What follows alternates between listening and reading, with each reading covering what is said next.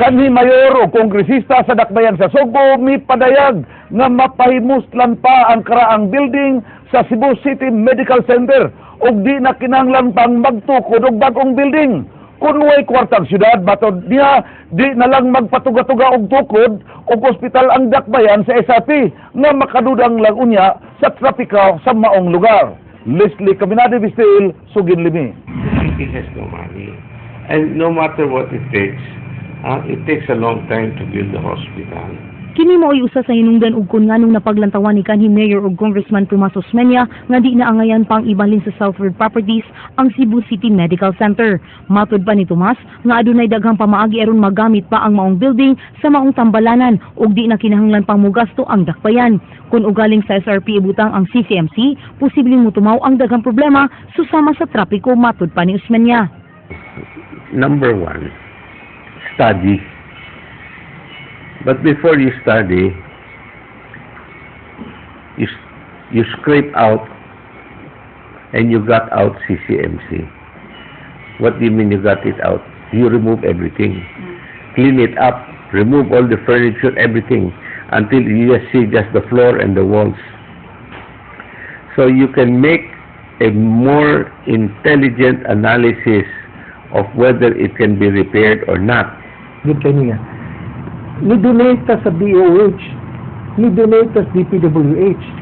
Nuwa ta maanuguni anak, ni-donate sa Court of Appeals. Karon og maghimo og hospital ang Cebu City para atong kagulingon, anuguna na ta. Kiniusab ang pangutana ni Dalus. Alang kaniya, ang syudad ang nanag-iya ni ini. Mausab ang nagkinahanglan sa luna, busa ang ngayon lang nga adto tukuron sa SRP ang bagong City Hospital. Dugang ni Dalus, ang pagbutang sa CCMC sa SRP makahatag og mas hamugaway ug mas luag na tambalanan. Sa SRP, tawa ha? I don't see the logic ana ang argumento sa atong former mayor nga nganong SRP magid ang hospital. Mauta na dito niya, ngano magiging itong DOH, gibutangan man mo, gitagaan man mo, o kuan, luna, ngano man di ang DPWH, gitagaan mo. If mo din this is a chance where we can build a new hospital for them, for our people. Leslie Caminade Vistil, News 5. Gisugyot sa City Hall nga ibaligya na lang sa PhilInvest ang yuta sa SRP, inay ipadayon ang joint venture agreement uban sa Cebu City Government. Kini gipadayag sa Executive Assistant sa Mayor nga si Attorney Joy Dalos. Matod di Dalos, mas maayo kung hingpit na lang ibaligya ang 40 ka hektarya nga luna ubos sa joint venture kini aron usabwa na ihasol sa duha pa ka panig. Ang syudad na ningil sa ilang bahin sa halin sa PhilInvest, samtang ang PhilInvest di insister nga up to date ang ilang paghatag sa bahin. They are our partners. I am confident that we can have a resolution which is happy for all. If I may suggest, we'll just make it a sale. No more JV. No more JV. Why? Government should not enter into business. That's the job of the private sector. The job of government is to serve our people.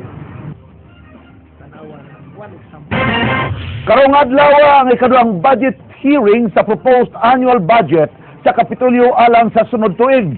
May presentar ang matag departamento kaganina sa ilang gisugyot nga pondo. King Perez, Sugin Limi. Dunay 11 million pesos nga proposed budget ang Provincial General Services Office kon PGSO, kundiin 20 milyones ni ini gamiton alang sa personal services, kundiin ubos ni ini ang budget alang sa sweldo sa mga empleyado sa maong buhatan.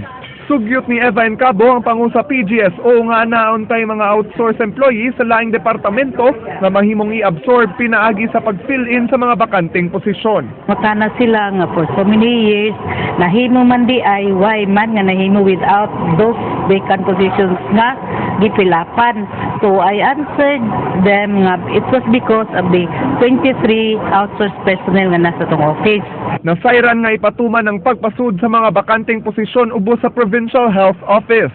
Dunay 34 ka bakanting posisyon ubos sa iyang buhatan, samtang 23 ka mga outsourced employees kamo expire ang ilang kontrata karong Pebrero. Apan gipasabot sa provincial board kang Encabo nga priority sa gobernador ang mga medical personnel sama sa mga doktor ug nurses. Anyway, that will be the assurance nga wala gi ma-vacuum, so they will be working out for the changing from agency to GOs. Kami nga rin sa executive, we will not be pursuing to open our vacant positions because we will be preferring the nurses. I think their drive run is to fund the positions of the nurses and the doctors because that is the priority of the governor.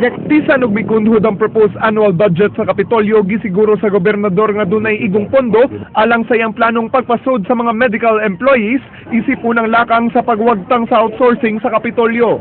Yes. Kay karon good na may kanang gitaw funded positions o unfunded positions. We made adjustments no. Doon na kita na. Otherwise, we will not be advertising. We will not be going into publishing or advertising these vacant positions. Ngo atay pondo anak for that position. Nahuman na sabang pagtuki sa 440 million pesos nga proposed budget sa Governor's Office kagahapon.